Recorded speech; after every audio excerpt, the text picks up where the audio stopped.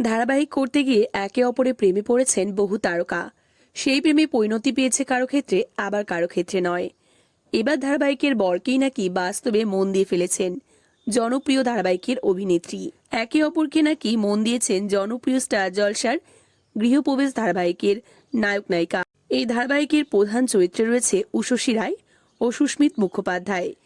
পর্দায় স্বামী স্ত্রীর অভিনয় করার পাশাপাশি তাদের নাকি পর্দার বাইরেও মাঝে মধ্যে দেখা যাচ্ছে ঘুরতে। তারা একান্তে একে অপরের সঙ্গে সময় কাটাচ্ছেন। সমাজ মাধ্যমে ঘুরতে যাওয়ার ছবি আলাদাভাবে ভাগ করলেও নেটিজেনদের নজর এড়াতে পারেনি তারা।